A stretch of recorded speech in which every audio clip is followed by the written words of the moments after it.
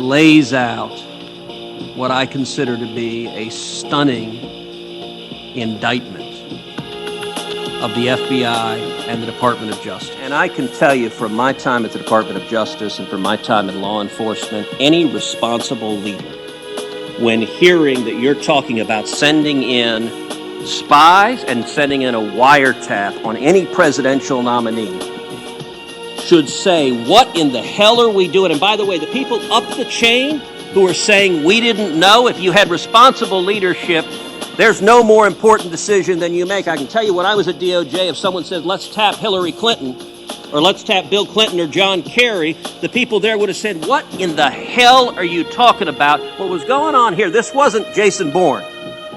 This was Beavis and Butthead. So the men and women at home need to know what's happening. A lawyer at the FBI creates fraudulent evidence, alters an email. That is in turn used as the basis for a sworn statement to the court that the court relies on. Am I stating that accurately? That's correct. That is what occurred. Now, you have worked in law enforcement a long time. Is the pattern of a Department of Justice employee altering evidence and submitting fraudulent evidence that ultimately gets submitted to a court, is that commonplace? Is that typical? I have not seen an alteration of an email end up impacting a court document like this. In any ordinary circumstance, if a private citizen did this, fabricated evidence, and by the way, what he inserted was not just slightly wrong, it was 180 degrees opposite what the evidence said. So the intelligence agency said this guy is a source, and he inserted this guy is not a source. If a private citizen did that in any law enforcement investigation, if they fabricated evidence and reversed what it said, in your experience, would that private citizen be prosecuted for fabricating evidence, be prosecuted for obstruction of justice, be prosecuted for perjury? They certainly would be considered for that if there was an intentional effort to deceive the court. On this one, I'm going to defer because, as we noted here in the sentence you indicated, we referred that over to the Attorney General and the FBI Director for handling. Of a pattern of abuse of power. And I will say both the Department of Justice and FBI for decades have had a great many honorable, principled professionals with a fidelity to rule of law. And this indictment, I'm an alumnus of the Department of Justice. This pattern of facts makes me angry. And it makes anyone who expects law enforcement to be nonpartisan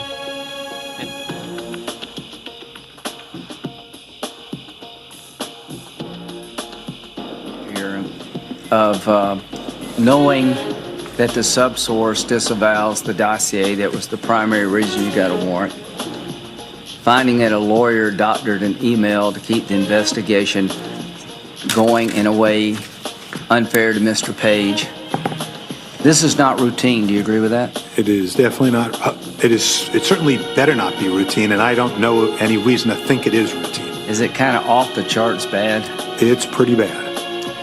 And the answers we got were not satisfactory, that we're left trying to understand how could all these errors have occurred over a 9-month period or so among 3 teams, handpicked, one of the highest profile, if not the highest profile case in the FBI, going to the very top of the organization involving a presidential campaign. Democrats in Congress and in the media for 2 years have been making this point over and over again, that this investigation was not politically motivated and that it was legitimate.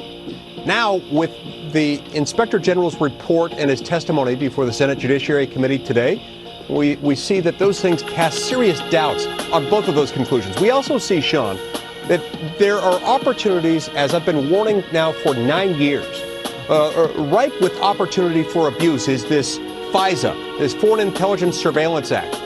It gives the government too much of an opportunity to spy on the American people, and to do so, as I believe was the case here, with an overtly political motivation. That's wrong.